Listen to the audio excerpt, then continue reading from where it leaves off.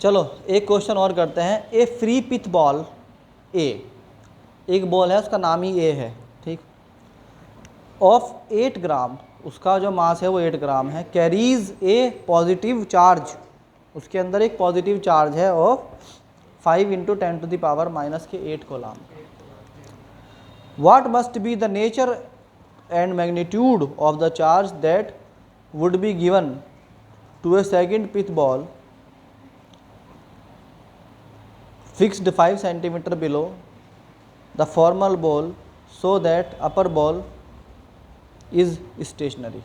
Ion समझ में है? देखो इसने कहा कि भाई एक बॉल है ये वाली और एक बॉल है ये वाली, ठीक, इस बॉल के ऊपर, ऊपर वाली के ऊपर जो है टोटल चार्ज है 5 × 10⁻⁻8 कोलाम, ठीक है, इसे Q1 कह दो।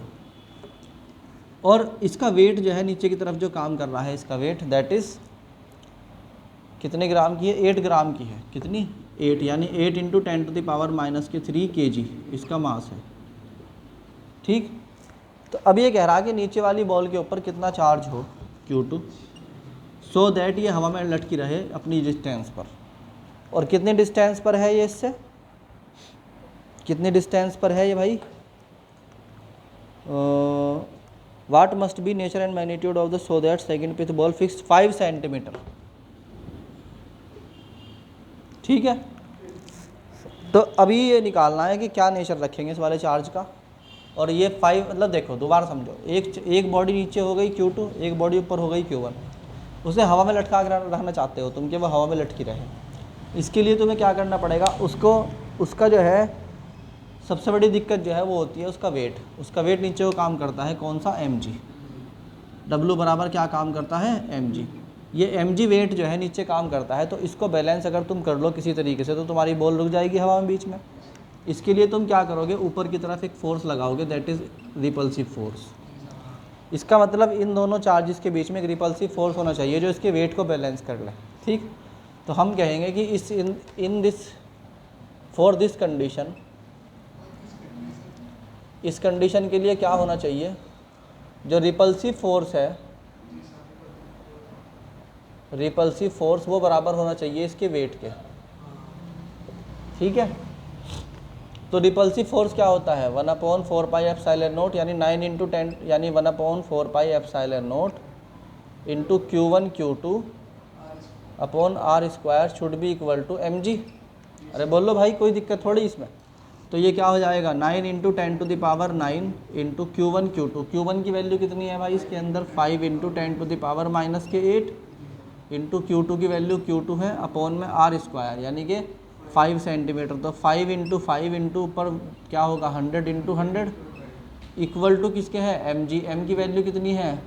8 × 10⁻³ और g की वैल्यू फ़िलहाल के लिए 10 मान लो, मान ली।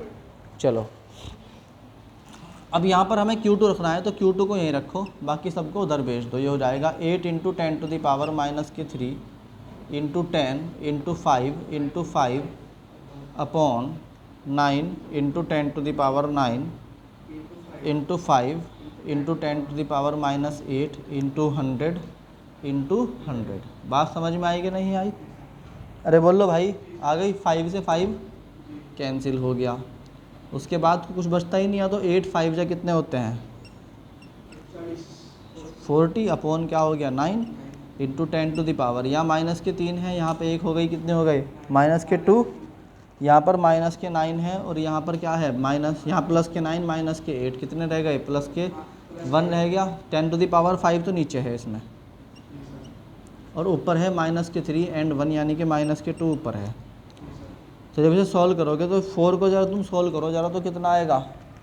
ये आएगा 9 चौक 36 यानी कि 4.4 इंटू 10⁻⁻7 कोलाम चार्ज होना चाहिए इसके अंदर। बात समझ में आई कि नहीं आई? बताओ भाई।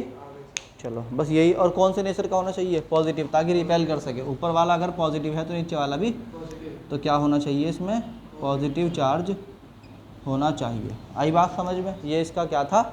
एक और वो था मतलब क्वेश्चन, ठीक।